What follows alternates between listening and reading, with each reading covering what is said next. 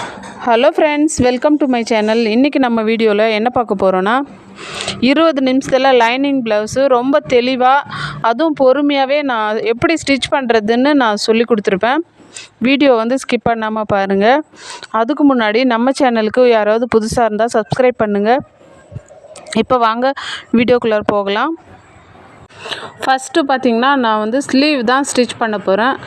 Lining கிளாத்தும் main கிளாத்தும் நம்ம இப்போ அடித்து திருப்ப போகிறோம். ரொம்பவுமே மெதுவாக தான் நான் இந்த வீடியோவில் சொல்லியிருப்பேன். ரெண்டாவது ஸ்லீவும் அதே மாதிரியே கைடு அளவுலே நம்ம ஸ்டிச் போட்டு திருப்பிக்கலாம். கிளாத்து ரெண்டையுமே ஈவனாக வச்சு பிடிச்சி ஸ்டிச் போடுங்க. இப்போ கட் பண்ணி விட்டுறலாம். கட் பண்ணி விட்டுட்டு படிமான ஸ்டிச் ஒன்று போட்டுடலாம். ரெண்டுலேயுமே அதே மாதிரி படிமான ஸ்டிச்சு ஒரே மாதிரியே போடுங்க. இப்போ கட் பண்ணி எடுத்துக்கோங்க. கட் பண்ணி எடுத்துக்கிட்டு இப்போ எட்ஜிலே ஒரு ஸ்டிச் போட்டுக்கிட்டு வாங்க. ரெண்டுலேயுமே போடுங்க அதே மாதிரி.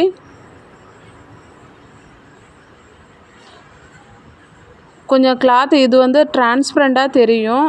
ரெண்டாவது கொஞ்சம் ரஃப்பாகவும் இருந்துச்சு. அதனால் நான் கொஞ்சம் தடவி விட்டுட்டு நான் ஸ்டிச் பண்ணிக்கிட்டு இருந்தேன். இப்போ ரெண்டு ஸ்லீவையுமே ஒன்றா நம்ம மடித்து போட்டுட்டு இப்போது அளவு ப்ளவுஸ் வச்சு நம்ம எந்த அளவுக்கு வேணுமோ அந்த அளவுக்கு மார்க் பண்ணிக்கலாம். சாதா ப்ளவுஸாக இருந்தால் நம்ம கட் பண்ண தேவையில்ல. நம்ம ஆல்ரெடி கட் பண்ணி வச்சதிலே நம்ம ஸ்டிச் போட்டு ஃப்ரண்ட்டு மட்டும் நம்ம மார்க் பண்ணி எடுத்துக்கலாம். ஆனால் லைனிங் ப்ளவுஸில் அப்படி பண்ண முடியாது. லைனிங் ப்ளவுஸில் அடித்து திருப்புறோம் அப்படிங்கிறதுனால அப்போ அட்ஜஸ்ட் ஆகும். அதனால் நம்ம கட் பண்ணி தான் எடுத்தாகணும். இப்போ நான் கட் பண்ணி எடுத்துட்டேன். ஃப்ரண்ட்லேயும் மார்க் பண்ணி எடுத்துக்கிட்டேன். இப்போ பேக் பார்ட்டு எடுத்துருக்கிறேன். இந்த இடத்த தான் நீங்கள் கவனமாக கவனிக்கணும்.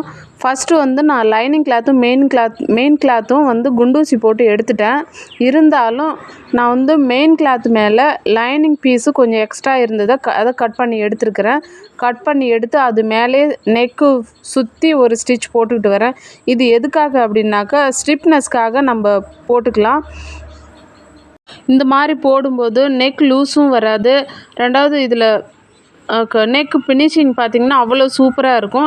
ரெண்டாவது நமக்கு ஸ்டிச்சிங் டைமும் ரொம்பவும் கம்மியாகும். இப்போ நான் ஃபுல்லாக ஸ்டிச் போட்டு எடுத்துக்கிட்டு சின்ன கட் கொடுத்துக்கிட்டே வரேன். சின்ன கட் கொடுத்துட்டு நம்ம திருப்பிக்கலாம். திருப்பிட்டாவே உங்களுக்கு புரியும். ஏன்னா அந்த லைனிங் கிளாத் வேஸ்ட்டாக இருந்தது தான் நம்ம உள்ளார வச்சுருக்கோம். அதுக்கு எதுவுமே நான் கட் பண்ணல. இப்போ நம்ம ஒரு சைஸ் பார்த்து நம்ம உள்ளே கட் பண்ணி விட்டுறலாம். கட் பண்ணி விட்டுட்டு இப்போ கட் பண்ணி எடுத்துட்டேன். இப்போ லைனிங் கிளாத் இருக்குது இல்லைங்களா, லைனிங் கிளாத்தில் ஒரு எட்ஜில் அப்படியே படிமான ஸ்டிச் போட்டுக்கிட்டே வரலாம்.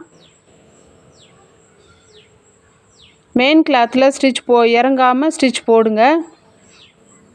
இப்போது மெயின் கிளாத்தில் எட்ஜிலேயே ஸ்டிச் போட்டுக்கிட்டே வாங்க.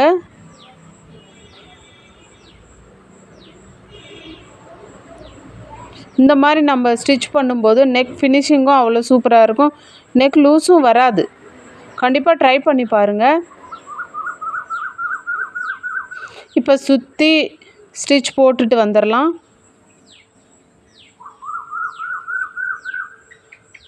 கொஞ்சம் சுருக்கம் இருந்தாக்கா கொஞ்சம் தள்ளி விட்டுட்டு மெயின் கிளாத்தும் லைனிங் கிளாத்தும் ஒரே மாதிரியே அடிச்சுட்டே வாங்க.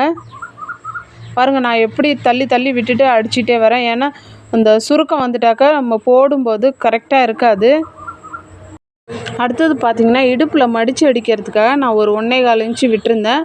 இப்போ 1/4 இன்ச்சில் மடிச்சிக்கலாம். திரும்பவும் 1 இன்ச்சில் நம்ம மடித்து எடுத்துக்கலாம். மடித்து ஸ்டிச் போட்டுக்கலாம். ஸ்டிச் போட்டு முடிச்சுட்டு நெக்கை கரெக்டாக ஒன்றா வச்சு நம்ம டாட்டு பிடிச்சிக்கலாம். டாட்டு பிடிக்கிறதுக்கு 3 இன்ச்சு லென்த்துலேயும் 3 இன்ச்சு அகலத்துலேயும் சென்டரில் பார்த்து நான் டாட்டு பிடிக்கிறேன்.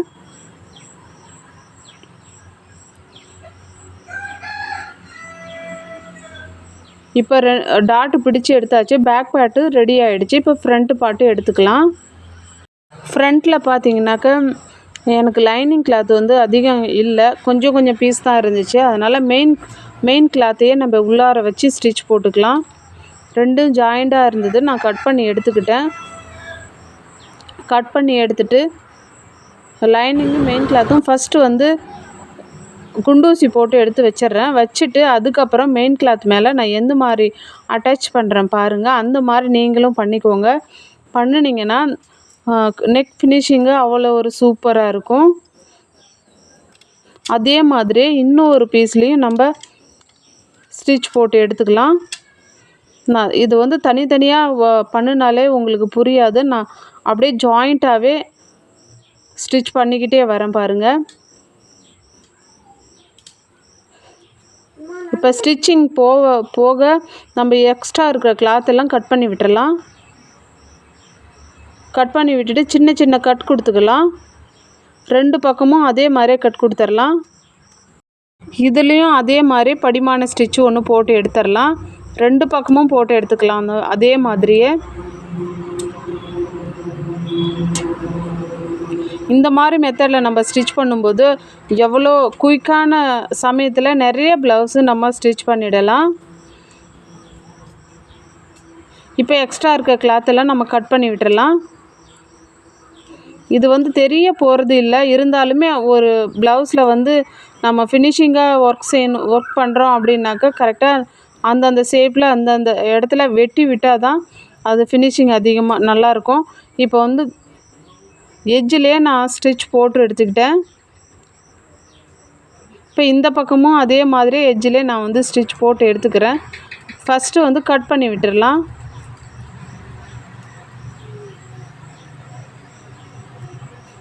இப்போ இந்த பக்கமும் எட்ஜில் நம்ம ஸ்டிச் போட்டு எடுத்துடலாம்.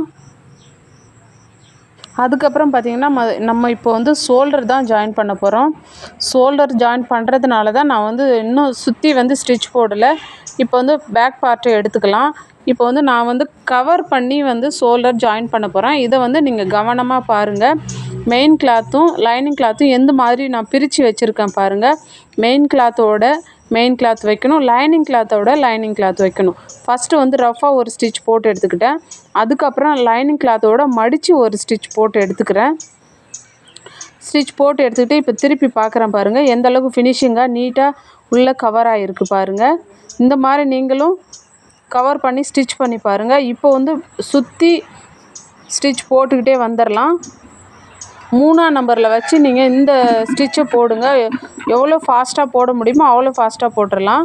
இப்போ வந்து பார்த்திங்கனாக்கா டாட் நம்ம மார்க் பண்ணிக்கலாம். ஃபஸ்ட்டு டாட் பார்த்திங்கனாக்கா 3 இன்ச்சில் நான் மார்க் பண்ணியிருக்கேன். செகண்ட் டாட் பார்த்திங்கனாக்கா 2 இன்ச்சில் மார்க் பண்ணுறேன். ஏன்னா இந்த ப்ளவுஸ் வந்து கொஞ்சம் வயசானவங்களுக்கு தான், ஒரு 50 வயசு இருக்கும் அந்த மாதிரி கிட்டத்தட்ட இருக்கவங்களுக்கு.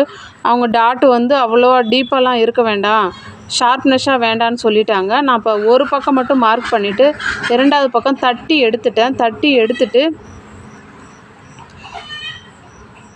பாருங்கள், 6 ஊசி வச்சுருக்கேன். அந்த 6 ஊசியில் வந்து நம்ம ஒரு குத்தி எடுத்தோன்னாக்கா ஹோல்ஸ் விழுந்துடும். அந்த ஹோல்ஸ் பிரகாரம் நம்ம மார்க் பண்ணது கரெக்டாக வரணும் அப்படின்னா 2 பக்கமும் ஒரே ஷார்ப்னஸ்ஸாக வரணுன்னா இந்த மாதிரி நீங்கள் பண்ணிக்கோங்க. மார்க் பண்ணது சரியாக தெரியலனா கூட இந்த ஹோல்ஸ் வச்சு நம்ம ஸ்டிச் போட்டுடலாம். அவ்வளோ சூப்பராக ஒரே மாதிரியே 2 கப் ஷேப்பும் ஒரே மாதிரியே இருக்கும். இந்த மாதிரி ட்ரை பண்ணி பாருங்கள். ஒவ்வொரு டாட்லேயும் டபுள் ஸ்டிச் போட்டுக்கோங்க. மெயினாக பார்த்திங்கன்னா நம்ம ஆம்கோலுக்கிட்ட இருக்க டாட்டில் வந்து 2-3 ஸ்டிச் கூட போடலாம். ஏன்னா அந்த இடத்துல தான் நம்மளுக்கு ஃபிட்னஸாக கரெக்டாக உட்கார்ற மாதிரி இருக்கும். இப்போ பார்த்திங்கன்னா இன்னொரு பக்கமும் அதே மாதிரியே நம்ம ஸ்டிச் போட்டு எடுத்துடலாம். 3 டாட்லேயும் டபுள் ஸ்டிச் போட்டு எடுத்துருங்க. கரெக்டாக அந்த மார்க்கிங் ஹோல்ஸ் நம்ம ஊசி வச்சு மார்க் பண்ணோம் இல்லைங்களா, அந்த மார்க்கிங்கை பார்த்து ஸ்டிச் போடுங்க. இப்போ 2 பக்கமும் டாட் போட்டு எடுத்துட்டோம். இப்போ நம்ம யூக்பட்டி ஜாயின் பண்ணோம். அதுக்கு முன்னாடி நம்ம மார்க் பண்ணிக்கலாம். ஃபஸ்ட்டு வந்து ஃபஸ்ட்டு பக்கமும் 3.5 இன்ச்சு ஒரு பக்கமும் 2.5 இன்ச்சு ஒரு பக்கமும் வருது. நம்ம அதை வந்து மார்க் பண்ணிக்கலாம். மார்க் பண்ணிக்கிட்டு அதை ஃபஸ்ட்டு வந்து கட் பண்ணி எடுத்துடலாம்.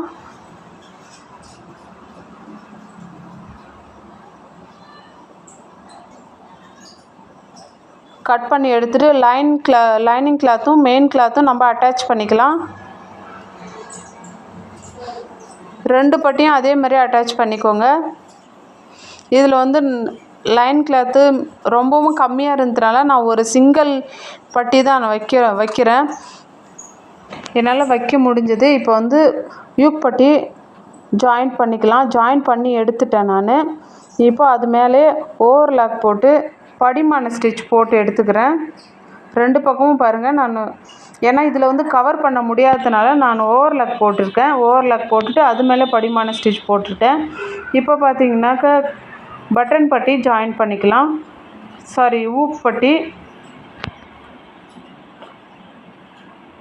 அதுக்கு முன்னாடி நம்ம வந்து 2 பக்கமும் கரெக்டாக இருக்கா என்னன்னு பார்த்துக்கலாம். பார்த்துக்கிட்டு அதுக்கப்புறம் ஐப்பட்டி நம்ம ஜாயின் பண்ணிக்கலாம். இப்போ மடித்து வி பாக்ஸ் மாதிரி ஒவ்வொரு டைமும் கொக்கி மாட்டுறதுக்காக வி பாக்ஸ் மாதிரி போட்டு எடுத்துக்கலாம். ஒரு 2 இன்ச்சு 2 இன்ச்சு கேப்பில் நீங்கள் வந்து வி பாக்ஸ் போட்டு எடுத்துக்கோங்க. ஏன்னா இந்த வி பட்டி எவ்வளோ லாங் வருதுன்னு உங்களுக்கு தான் தெரியும். என்னோடய அளவு பார்த்தீங்கன்னாக்கா நான் 2 இன்ச்சு 2 இன்ச்சு தான் கேப் விட்டு நான் வி பாக்ஸ் போடுறேன். இப்போ வி பாக்ஸ் போட்டு எடுத்துட்டேன். அடுத்தது பார்த்திங்கன்னா நம்ம வந்து ஊக் பட்டி ஜாயின் பண்ணிக்கலாம்.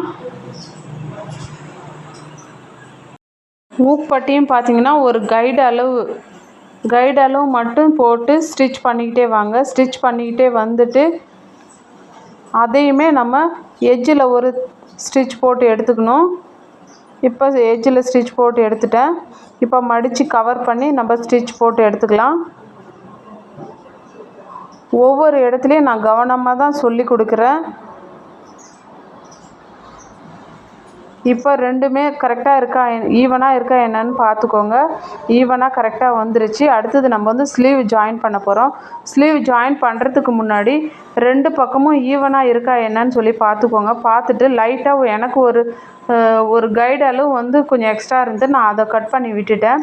ஸ்லீவில் நம்ம ஸ்லீவ் ஆல்ரெடி ஏற்கனவே எடுத்து ஸ்டிச் பண்ணி ஃப்ரண்ட் பார்ட் எது பேக் பார்ட் எதுன்னு நம்ம மார்க் பண்ணி தான் வச்சுருந்தோம். இப்போ ஜாயின் பண்ணிக்கலாம். இழுத்து போடாதீங்க. ஏன்னா இழுத்து போட்டாக்கா கொஞ்சம் டைட்னஸ் ஃபினிஷிங் சரியாக வராது. கொஞ்சம் லூஸ் விட்டு நீங்கள் ஸ்டிச் போட்டுக்கிட்டே வாங்க. எப்போவுமே ஸ்லீவில் வந்து டபுள் ஸ்டிச் போட்டுருங்க. இப்போ இந்த பக்கமுமே நம்ம ஸ்லீவை ஜாயின் பண்ணிக்கலாம். எனக்கு தெரிஞ்ச வரைக்கும் நான் தெளிவாக தான் உங்களுக்கு சொல்லி கொடுத்துட்டு வரேன்.